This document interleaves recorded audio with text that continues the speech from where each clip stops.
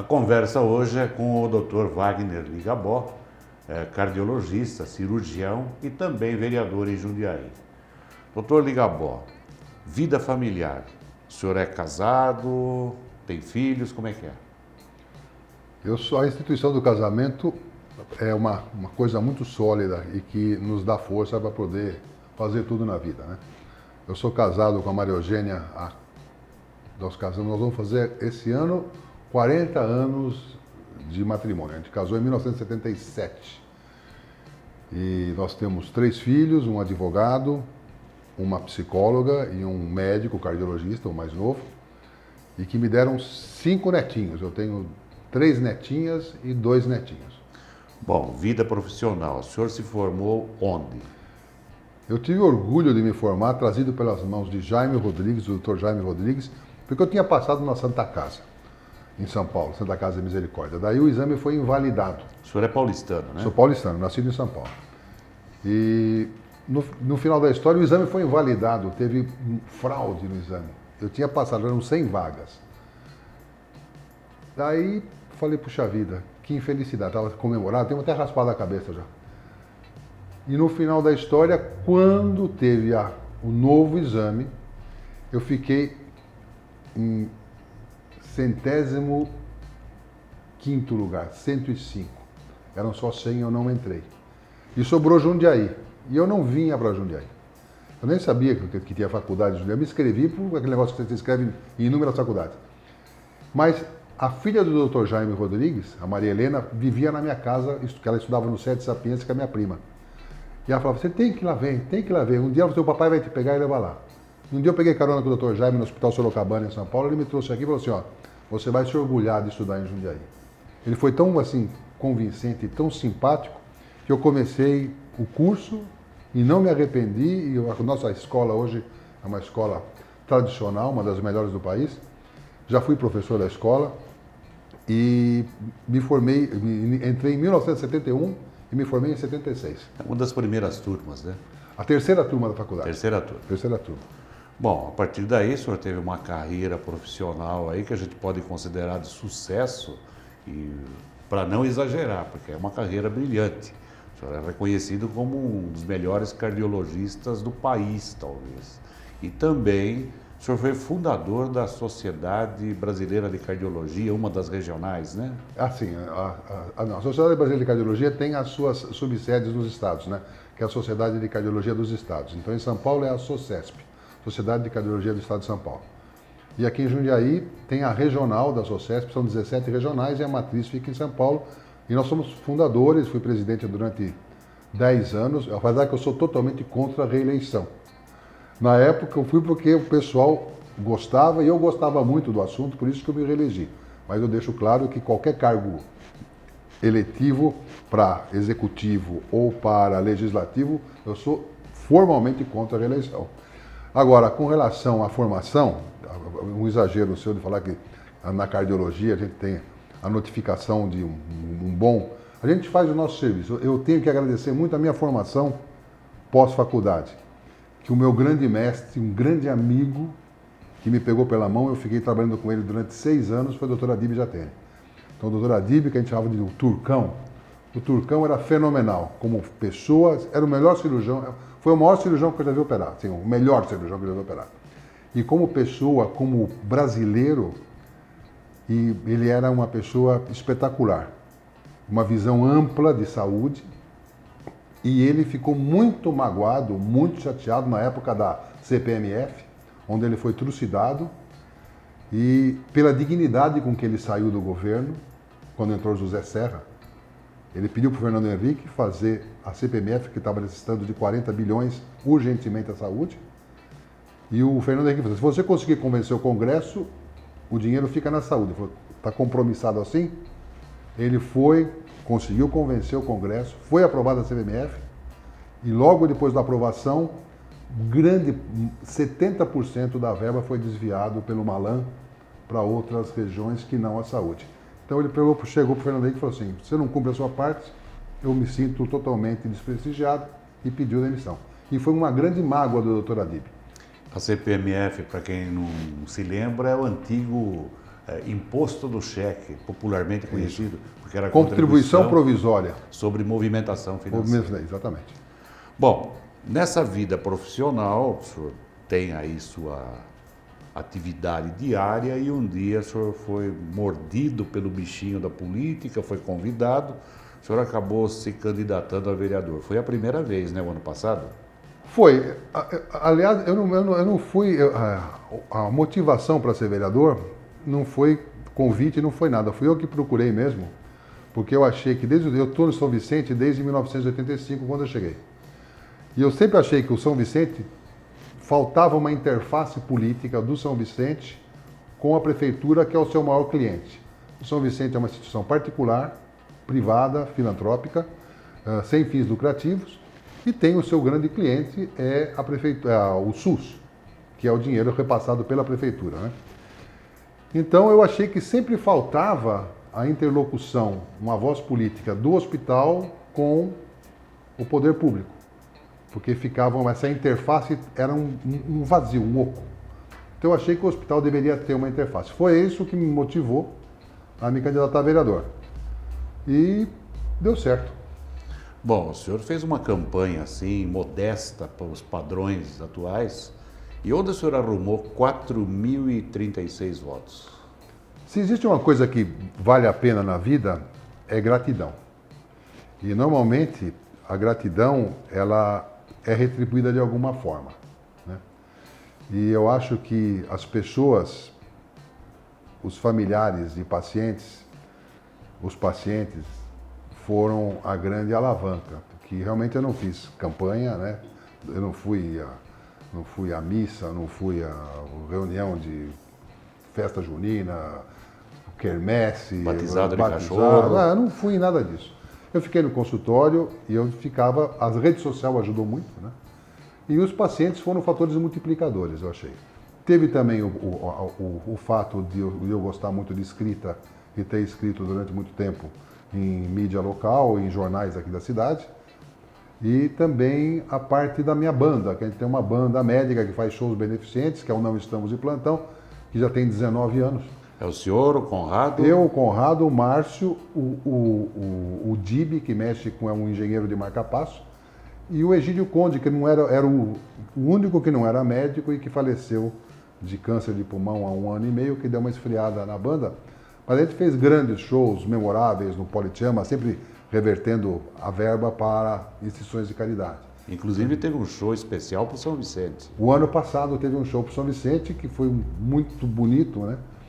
Então chamou-se o último ensaio, foi um show grandioso, realmente. Para nós foi uma satisfação.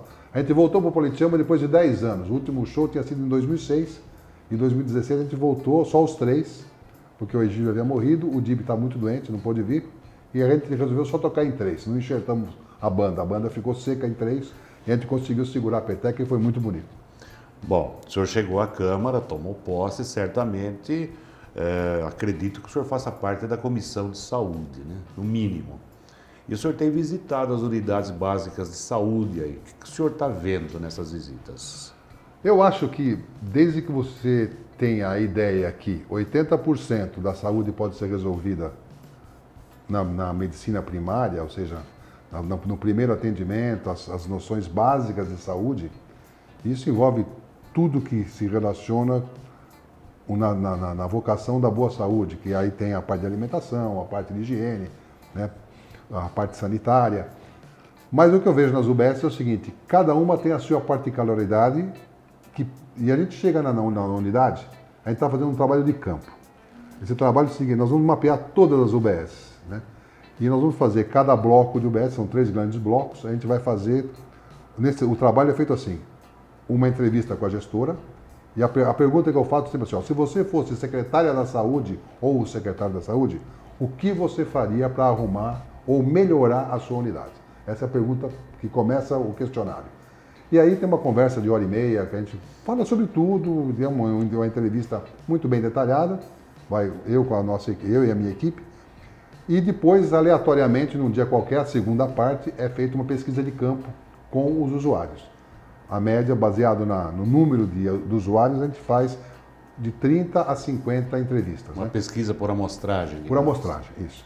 E isso a gente está fazendo, elencando agora o resultado, e cada UBS tem coisas espetaculares, muito envolvido com o voluntarismo das pessoas que lá trabalham, que a gente tem percebido isso. As pessoas gostam, é aquilo lá. Então, independe do poder público, é coisa voluntária, isso eu acho muito bonito. E tem problemas crônicos de acertos, mas muitos problemas crônicos pequenos, que com algumas modificações de empenho podem ser melhoradas. É essa a nossa finalidade, mostrar aonde pode melhorar. Agregar valor. A gente não vai caçar bruxa, a gente vai lá para agregar valor. E está sendo muito gratificante, é um trabalho muito bonito. Bom, esse trabalho, quando estiver pronto, certamente vai gerar um relatório, uma conclusão. Sim. E a partir daí vai ser feito o quê? Vocês vão encaminhar para quem? Esse relatório vai ser entregue para a Secretaria da Saúde, para o secretário da Saúde, vai ser entregue para o prefeito também, uma cópia, e vai ser entregue para a imprensa.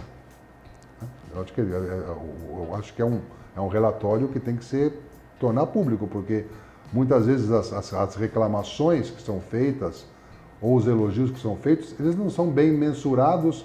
Agora, você tendo uma base sólida para você poder avaliar, não, realmente o pessoal tem razão, está faltando isso. Ah, realmente o pessoal tem razão, aquele lugar é muito bom. Então, isso aí vai ser, eu acho que é uma contribuição que a gente está fazendo, sabe? Como não existe interesse outro que não seja melhorar a saúde primária, eu acho que ele é extremamente válido e vai ser muito útil.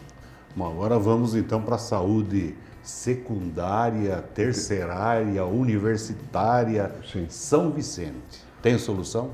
O São Vicente é uma instituição, a saúde a gente divide em três partes. A atenção primária, a atenção secundária, que fica relacionado com essas especialidades, que vão gerando diagnósticos, né? E vão sendo resolvidos. Então, a secundária, ela resolve, por exemplo, problemas urológicos, problemas digestivos, então um apêndice, um estômago, coisa assim, otorrino, essa é dermatologia, reumatologia, então essa é a medicina secundária. A terciária é a alta complexidade, essa a gente chama de média, a secundária, né? A alta complexidade que é a vocação e que é o credenciamento do São Vicente. O São Vicente, ele é autorizado e vocacionado para atender 4 grandes especialidades. A oncologia, a ortopedia de ponta, a cardiologia onde inclui cardiologia cirúrgica, né? E a neurologia. E a porta, a rede de urgência e emergência. Então, acidentes, todas as ambulâncias que vêm para o São Vicente. É isso o que o São Vicente tem que fazer. O que aconteceu é o seguinte, que havia um desacerto da verba que financia o serviço do São Vicente porque foge às especialidades que ele atende, ou seja, tem que atender outras coisas. Porque muitas cirurgias de média complexidade são feitas no São Vicente, que não precisariam ser feitas. Aí teria que ser feitas no regional, que é a vocação do regional. O hospital regional é um hospital de baixa, média complexidade. E lá tem que ficar esses casos. Operar uma úlcera, fazer uma cirurgia renal, fazer uma cirurgia de amígdala, apendicite, vai para lá.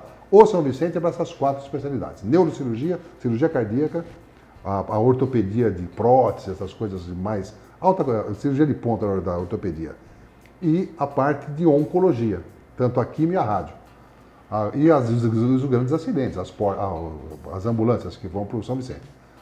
Agora, o que está faltando é fazer esse acerto. Se tivesse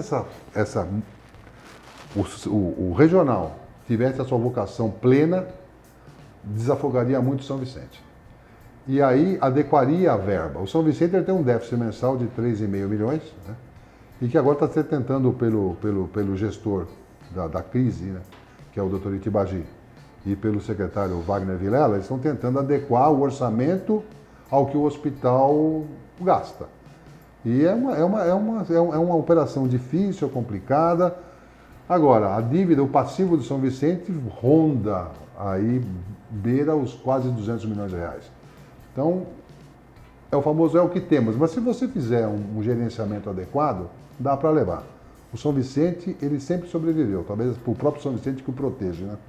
Mas ele tem a sua excelência como entidade O São Vicente é um dos melhores hospitais do Brasil. Eu sei, eu nasci lá. São Vicente é um motivo de orgulho a todo profissional que trabalha lá. Então, lá dentro, você dificilmente, o médico, ou o enfermeiro, ou o faxineiro que tem um espírito vicentino, eles são pessoas iluminadas, são pessoas que se dedicam mesmo, né? Você pode ficar sem receber, pode ficar sofrer, mas você continua trabalhando, você entendeu? Então eu tenho... É uma dedicação, é uma verdade. dedicação. Eu tenho isso comigo. Meu filho trabalha agora conosco, um excelente cardiologista, trabalha com a gente, nossa equipe, por mais dificuldades que a gente tenha, por mais problemas que a gente tenha, principalmente no financiamento, né? O SUS, o SUS foi um sonho na Constituição de 88 que não virou realidade. A intenção é maravilhosa, mas o financiamento é ridículo. Então o SUS não acompanhou a ideia não cresceu com o seu financiamento. Hoje o SUS tem um subfinanciamento absurdo, né? Você gasta 3,5% do PIB com o SUS, quando qualquer paizinho como os Estados Unidos gasta 9,5% do seu orçamento. O orçamento brasileiro é 4 trilhões de reais, os Estados Unidos é 4,5 trilhões de dólares. E eles metem o pau ainda no Obamacare e a saúde está ruim lá. Eles gastam 9,5% do orçamento, do PIB deles. Quase 10%. Então, é uma brincadeira, né? Então falta arrumar um monte de coisa aqui no Brasil. Agora, com o Brasil carunchado do jeito que está em termos políticos, onde nós temos um engenheiro ministro da Saúde, eu acho que é um pouco complicado. Bem complicado. Agora, o senhor como vereador, o senhor se comprometeu a doar parte do seu salário ou seu salário de vereador para quem precisasse. Foi um compromisso e lógico que isso envolve também um aspecto legal. Sim. Porque pode alguém dizer que o senhor está querendo comprar voto, dando alguma coisa para alguém, né? Sim. O senhor tomou esse cuidado, né? Exatamente. A ideia da doação do salário, porque é o seguinte, a minha profissão é médico, né? Eu não encaro a vereança como uma profissão.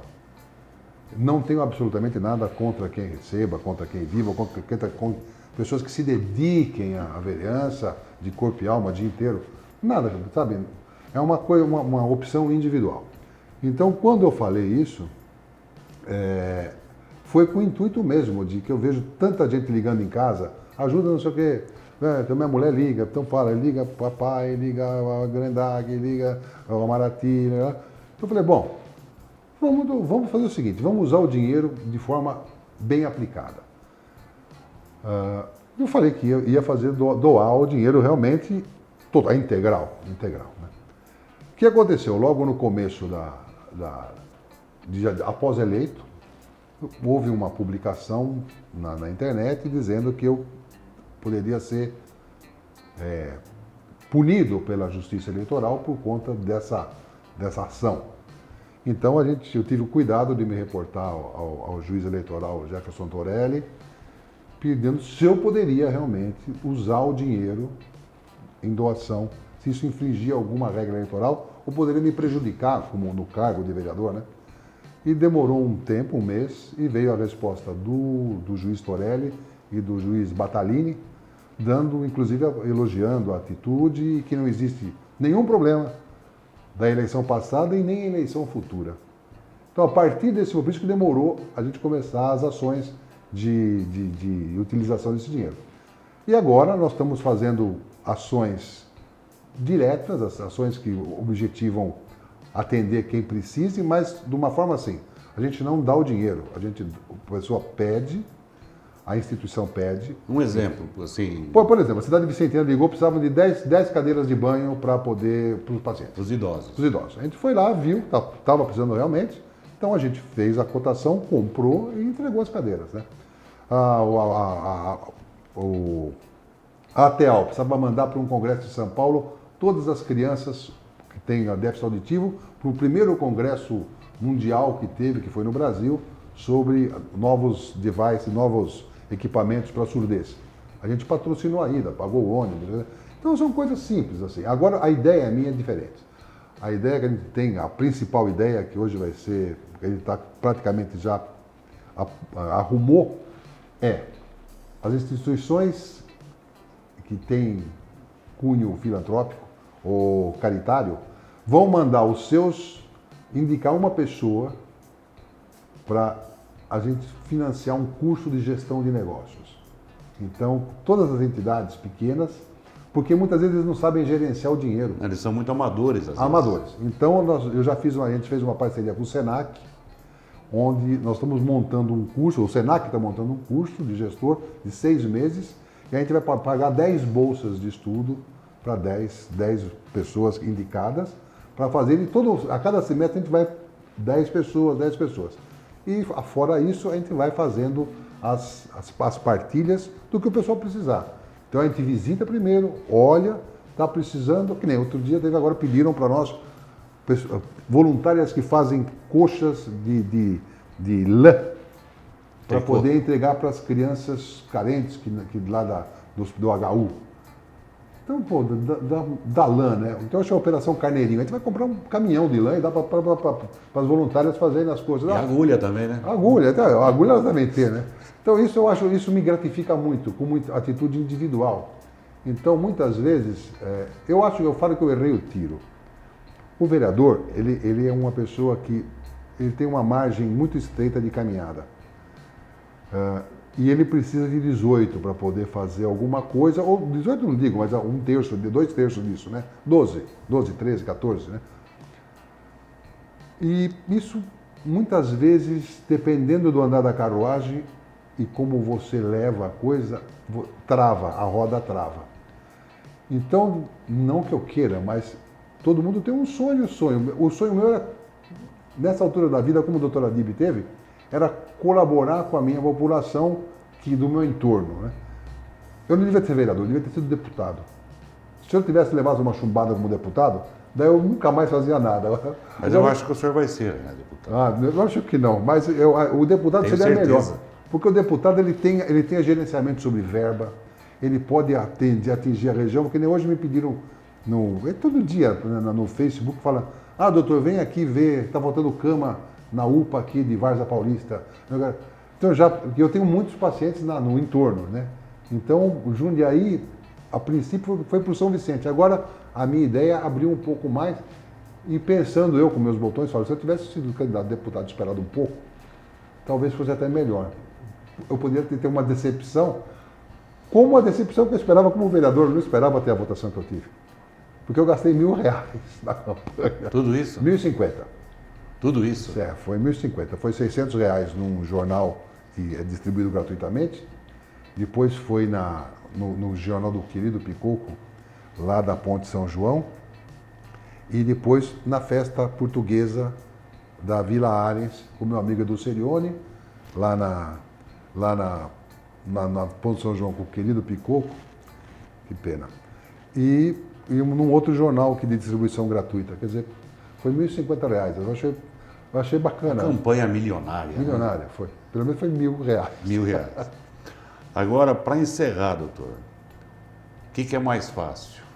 Abrir um tórax, procurar lá o problema no coração ou fazer política? Sem dúvida é mais fácil operar um coração, né? Porque eu sei onde é que está o problema. Em política eu não sei. Mas está aprendendo. Com dificuldade. Bom, nós falamos de uma candidatura a deputado. O senhor está pensando nisso? Não. Eu acho assim, eu penso imaginando o espectro que poderia ser atendido. Seria muito mais amplo, né? Porque você tem verba parlamentar, você pode movimentar essa verba com bastante segurança e com bastante aplicação. Pode apertar o calo do governador. Exatamente, né? Então, se você faz boas amizades lá na Assembleia, você pode trazer muito benefício, né? E Jundiaí, por exemplo, agora está sem deputado, né? Então, deputado estadual, por exemplo, nós ficamos sem deputado. Então, muitas vezes eles falam, depois se tivesse um deputado que pudesse realmente dar, porque o Luiz Fernando, ele aplicou dinheiro, eu vi bastante dinheiro aqui em Jundiaí, mas eu acho assim, as entidades são muito carentes. E agora, nessa situação que o país está, mais do que nunca. Eu vejo isso como sendo vereador. Então, o deputado é um sonho idílico, assim, vou dizer, uma coisa que seria, não pelo aspecto de estar eleito, mas do que poderia ser feito estando lá. Não é uma questão de vaidade. Exatamente. Mas não é uma possibilidade descartada, então. Não é, eu não descarto a possibilidade porque é aquela história. Eu sempre segui meus instintos, entendeu? Se me der um momento de loucura, eu faço. Bom, esse é o médico e vereador Wagner Tadeu Ligabó, nascido em São Paulo, em Jundiaí, desde 1985, porém 9 anos antes já tendo se formado aqui pela Faculdade de Medicina de Jundiaí.